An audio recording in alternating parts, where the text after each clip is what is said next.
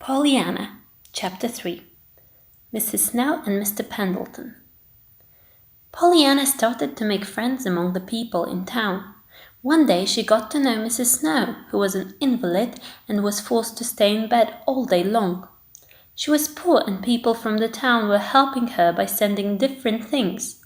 Miss Harrington, also being a good and dutiful person, felt obligated to send Mrs. Snow a meal once a week. This particular day, she sent Pollyanna to take her some calf's foot jelly. Nancy warned the girl that Mrs. Snow was a grumpy old lady and that usually nothing is good enough for her. If it's Monday, she would wish for Sunday, and if you bring her some chicken, she would wish for a jelly, and if you bring her jelly, she would wish for lamb broth. What a funny woman! She must be surprising and different. I like different people. To Pollyanna, there were obviously no problems, so she merrily took the basket and went over to see Mrs. Snow. While being shown into her room, Pollyanna had to blink for a while before her eyes got used to the gloomy, dark place. "How do you do, Mrs. Snow? I brought you some calf's foot jelly." "Jelly?" she murmured. "I would have prepared chicken." "Very well then. My appetite isn't that good, because I didn't sleep much last night." "You lose so much time sleeping," said Pollyanna. "Sleeping?" The old lady was puzzled. "Yes, you could have been living," Pollyanna kindly explained. Mrs. Snow was so shocked that she ordered the girl to open the curtains so she could see her clearly. When there was light in the room, Pollyanna shouted, "I'm so glad you wanted to open the curtains, because I can see now that you are so pretty." "Me? Pretty?" Not long after that, Pollyanna was combing Mrs. Snow's long black hair and arranging it. Miraculously, the old lady stopped complaining. Then she was told about the glad game. However, she couldn't think of anything an invalid could be glad for. The girl promised her to come up with some idea and tell it to her during the next visit. Just as she promised, the next week she told her that she should be happy that other people aren't forced to stay in their homes and they can visit her. She also brought her surprise. Remembering how difficult it was to satisfy her with a meal, Pollyanna asked Nancy to prepare a little bit of every dish, so there would be something that Mrs. Snow wanted. In no time, the lonely old lady started to follow Pollyanna's instructions about the game, and she realized that even by spending whole days in bed, she could still do something, and so she started to knit.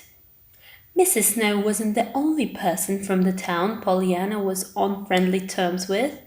Her way of behaving and her smiling face always helped her to break all the ice between her and strangers.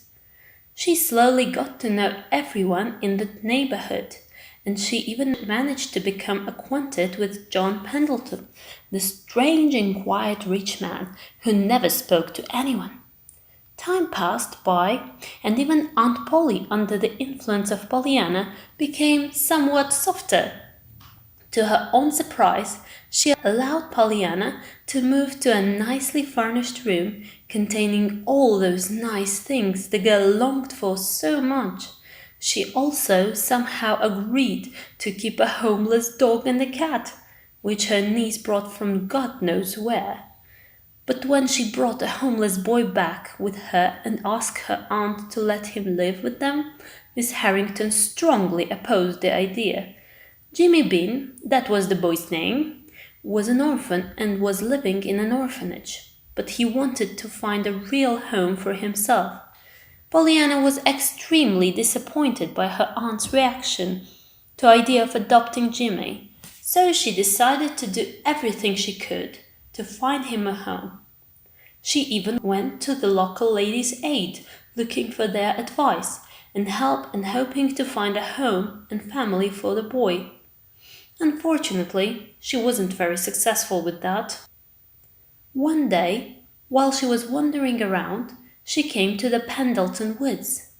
Suddenly, She heard barking, and then she saw a dog. He was barking as if he wanted to show her something. She decided to follow him, and after maybe 10 minutes, she saw a man lying motionless on the ground. Quickly, she recognized Mr. Pendleton and approached him. "Are you okay, Mr. Pendleton? Are you hurt?" He seemed to be irritated by her questions, but smiled grimly and said, "Child, listen, you have to go to my home, which is in Pendleton Hill, about 5 minutes from here, and call the doctor. Do you know how to use the phone?" "Oh, yes, sir. Once when Aunt Polly—" "Never mind your Aunt Polly now. There should be a card for Dr. Chilton, with his telephone number on it. Call him and tell him that I probably have a broken leg, and tell him where to find me." "A broken leg? I'm so glad I came here and—" "Will you go and do what I ask you to do and stop talking?" John Pendleton said impatiently. Pollyanna stood up and left towards Pendleton's home. 15 minutes later, she was back by his side. "What's the problem? Couldn't you get in? Couldn't you make a phone call?" "Why, of course. I did all that you wanted me to do. Dr. Chilton said he knew where to look for you, and I came to stay here with you." John Pendleton was complaining, but he still paid much attention to it. John Pendleton was complaining, but she didn't pay much attention to it. After a while, she helped him to place his head on her lap in order to make him feel a little bit more comfortable. Suddenly, they heard a cheerful voice. "Sir, there is the little lady playing nurse." It was Dr. Chilton himself.